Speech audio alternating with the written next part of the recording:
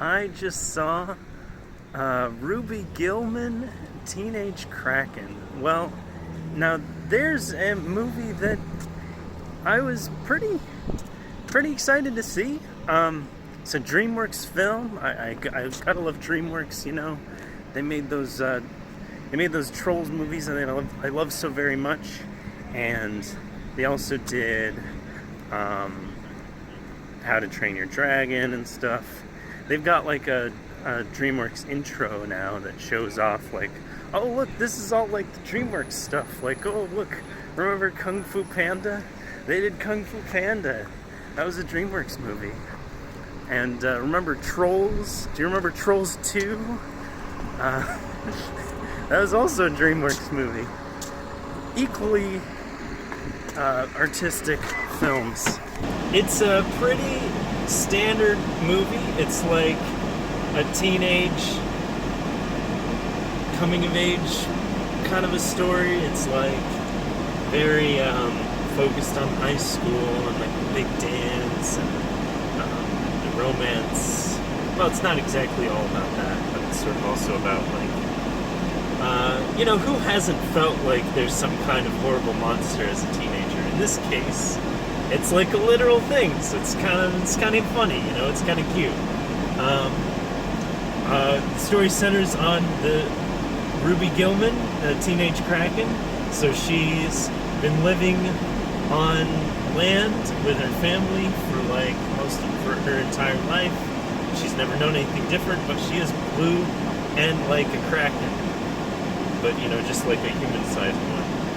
And then one day she finds out that if she ever goes into the ocean, she's gonna grow into this ginormous Kraken creature with like 3 legs and like tentacles and magic powers and all kinds of stuff.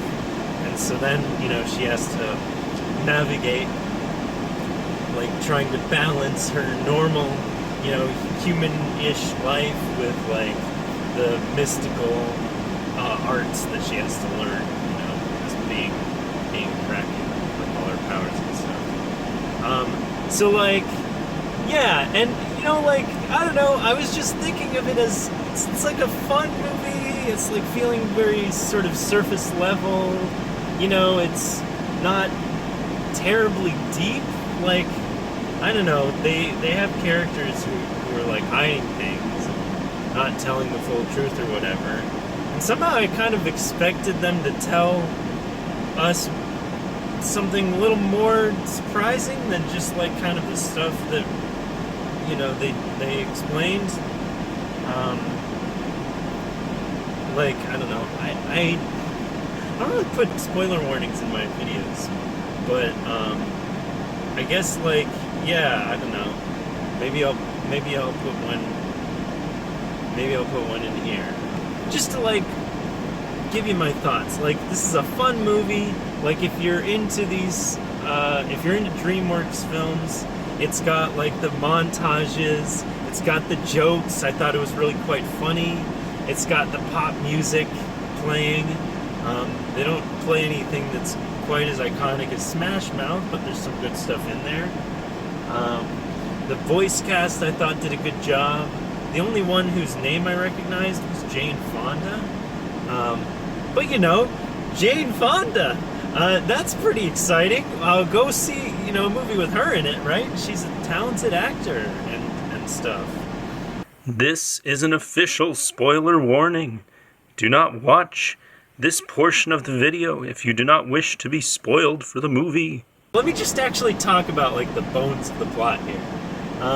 So they revealed that there was like a war between like the Krakens and the mermaids back in the day, and Ruby's mother like was fighting in the war, and she was like a warrior princess, and she took the source of the mermaid's powers and hid it away somewhere so that it couldn't be used again. So that ended the war, right? But she didn't like. I guess that's kind of dark, right? So like the grandma was like the queen, and she's still the queen, I guess. And she was like, we had the chance to wipe the mermaids out entirely, and I mean, we only meet like one mermaid in the whole movie, but like they can't all be bad, right? Like you shouldn't want to wipe your enemies out entirely in the war. Like that's not really what you're supposed to do. If they have a huge setback, then you can like, you know, settle things in a peaceful manner. But anyways, yeah, so Ruby's mom hides this mermaid power thing away, and then she just goes into hiding. She lives in like a human town, and they live sort of human lives. She becomes a real estate agent. It's like a whole thing. She didn't tell her daughter any of that, and so Ruby is completely surprised when she, you know, jumps into the water one day and suddenly she's like a giant thing. There's just like some like guts or like edginess or like there's just something missing, you know, in this movie. It feels, like I said, it just feels too surface level and like very predictable. Like, you know, you have like a twist villain or whatever, and it's like you see the twist in the trailer. Okay, so like maybe that's just the trailer's fault, right? You see this shot in the trailer and you just kind of know who the twist villain's gonna be. So if you're gonna see the movie, don't watch the trailer. That's my advice. Because it kind of ruined it a little bit. I was just like, okay, you know, this isn't gonna work out. You're not making good choices. Some DreamWorks movies are based on books, you know, like How to Train Your Dragon. I'd be interested to see if this was based on books. I'd like to read the books because I think there might be more to them. The How to Train Your Dragon movie was a lot different from the books, and I really quite liked both the books and the movie there. So I don't know, maybe that's what I'm craving. But it just felt like, you know, we're watching this teenager try and go to the big dance, and then like you've also got the there has to be a new resolution to this mermaid war, I guess. Okay, so that's like the other thing, right? We don't actually need another resolution to this mermaid war.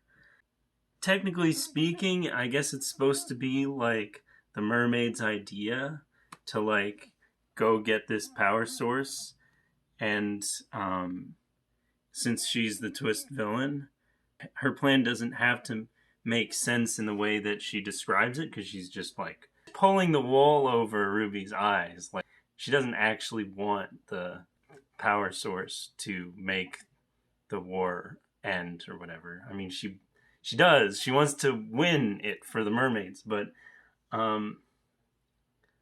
okay, I guess I don't know what I was saying here. I kind of talked myself into a corner. It feels like the movie is like less than the sum of its parts, I guess. You also have like a subplot of like this captain, like this boat captain who wants to like catch the Kraken or whatever.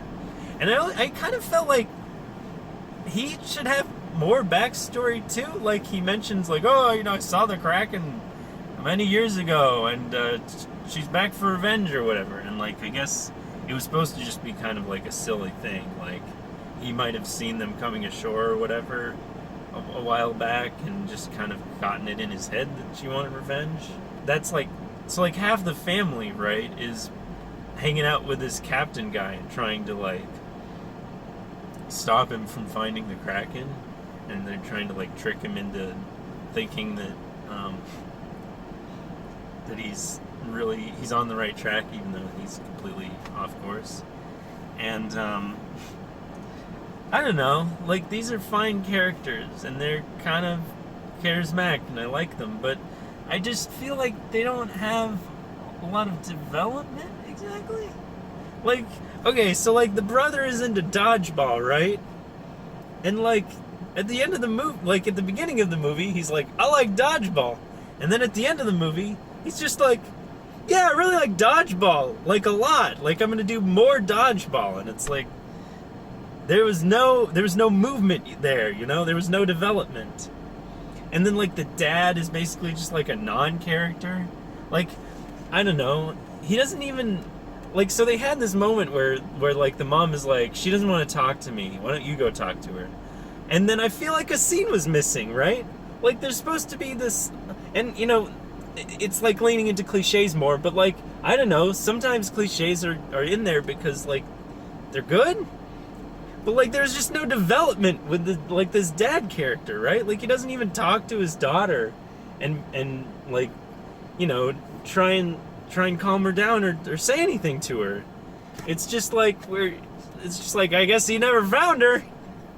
I guess he just never found her. He like meant to say something and like, I don't know.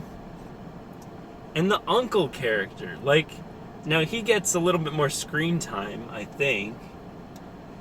And I guess his deal is just kind of that he's like a goofy comic relief or whatever, but I don't know, like, that's fine, I suppose, but it's also kind of insubstantial. And, okay, and like the grandma character, like she's supposed to be like, you know, controlling and stuff. And so she is, right? She's like training Ruby on her powers or whatever. And she's like, and then, you know, you'll like your powers so much that you'll want to be like you'll want to like be a ruler like your grandma, you know? Like you'll want to be a part of the royal family or whatever. Like she has like maybe one major conversation with Ruby at the beginning, and then you don't really like hear from her a lot. I mean, like, you don't hear like a lot about her inner world or anything past that. Like at the end of the movie, you know, she reconciles with her daughter, and like that's nice. I liked that. But I don't know. It just felt like there was supposed to be more there, I guess. I'm not sure. But you know, like it's like a fun movie. It's like a nice spectacle. The action isn't like amazing, but like the animation as a whole, I thought was really nice. They've got a neat style to everything. I liked the look of these characters. Oh my gosh, talking about undeveloped characters, Ruby has a friend group. You might not really know it, like they cut to them every so often, but like they don't get a whole lot of development either. Like at the beginning of the movie, they're like, we're gonna go to the big dance. And then at the end of the movie, they're at the big dance. Okay. Like, I guess that's fine. Like, I don't know. Maybe I don't want like a whole subplot for every character or anything, but it just feels like you have so many people, and then and at the center of it is the title character, right? And I feel like I didn't get to know Ruby very well either, and that was kind of important. Like, you know, she's like an awkward teen, and she likes math. And I understand that that's some relatable stuff. I mean, not the math part. The people who like just do math for fun in their spare time kind of freak me out, honestly. But like the being like an awkward teenager though, but that's really relatable. Like you can get that, you know. Being afraid to ask your crush to the dance or whatever, like that's also really relatable. And I liked, you know, the parts of the movie where that was in it. And then, like just in the middle, you know, she's off focusing on her powers and her war plot and et cetera, and then, you know, she's supposed to be like, you know, abandoning all these people, right? And you know, you get the sense, right, that that everyone at school wants to talk to her. You see like the messages they're trying to send to her to like try and stay in contact. You know, well, I guess that, I don't know. I guess that is, if that's the goal, I guess they accomplished it. But I just felt like maybe we deserved a more in-depth movie. And like, that wasn't exactly a short movie, right? Like it was probably at least 2 hours long. The movie is officially 91 minutes long, which is kind of short. Not like the longest movie ever or anything. It was fun. It was like a fun time. Like I don't want to like lead you astray here. Like I was laughing, I was smiling, I was enjoying the film. I just felt like the plot was pretty easy to follow. Like there were no twists, and you know, that was also because the trailer spoiled it. Let me talk about trailers, because we had some, and I've seen them enough times that I should remember them. So the other DreamWorks movie that's coming out is the third Trolls movie. And so, like, I've seen the trailer, and I liked the first two Trolls movies. I thought they were pretty alright. I love singing along to a movie, so they're my movies, you know, I like them. And this one is about like a secret brother coming back or whatever. So it's like another sort of a cliched plot, but you know, I often just find the Trolls world kind of charming because it's, you know, it's a little dark in places, but but it's also like a musical, and I like musicals. So yeah, I'm kind of excited for that one, I suppose. New Illumination movie coming out. It's called Migration, and like, I don't know, I've seen this trailer before. I feel like maybe the movie got delayed or something, because I feel like I saw the trailer for this a long time ago. But yeah, you know, Migration. So it's an Illumination movie that isn't like based on anything, as far as I know. Like maybe it's based on like a book series or something, but it seems more original, and it's not like a sequel to one of their other films. And yeah, it looked, well, honestly, it looked like another Illumination movie. Like, it looked fine, you know. They're famous for making very middle of the road, crowd pleasing movies that don't really rock the boat or do anything creative. And it's probably going to be like that, but it's kind of nice to see something a little more original from them. You also had there's a new Disney film, and that one, they're starting the trailers on that one pretty early. Like, it's supposed to come out in the winter time. It's called Wish. I think it's the next Disney princess movie, and they've got kind of a stylized thing going on, which I could go either way on. Like, I'm not sure if it looks like cutscenes in like a Disney Infinity playset, or if it looks good. They've got Alan Tudyk, who is like just a charming voice actor, and I like him. But I don't know if I would see a movie just for his performance. I mean, I guess maybe I would. And it's animated. I don't know. It's like Disney making a princess movie. How original could that be? It doesn't seem like it's based on any particular fairy tales, though. Like, it's not another Hans Christian Andersen adaptation or whatever. But, like, yeah, so I don't know. It seems like that movie might change quite a lot between now and when it releases, or they might finish it, or they might cancel it. I kind of hope they don't cancel it. But, yeah, I don't know. It looks okay, I guess. Fine. It looks fine. You know, so there was a trailer that I hadn't seen before. Those films called, like, My Big Fat Greek Wedding. They're making a sequel. They're making a third one of those. I didn't know they made a second one. Pretty out of the loop on that film, so I don't really know what it's about exactly, but it looked kind of funny, I guess. I think it's a comedy. I think it's a romantic comedy, maybe. But, it was a new trailer, so I noticed it. I've been watching a lot of movies lately, and I've seen a lot of trailers, and yeah, so the ones that I've seen, the trailers that I've seen a million times, I might have forgotten some of them. Let me see. I feel like there was another trailer for Disney. The other trailer was for the Haunted Mansion film, which looks okay, but I'm a little confused about why it's coming out in July. I would figure that a scary movie like that should come out on Halloween. But then, I'm not a multinational conglomerate. Cool. Yeah, so like, I don't know, that was my experience with Ruby Gillman, Teenage Kraken. If you're just going in for like a solid, very decent DreamWorks movie with some cool animation and some nice jokes, I don't think you're going to be disappointed. But if you're looking for substance, you're probably not going to find it here. So, there you go.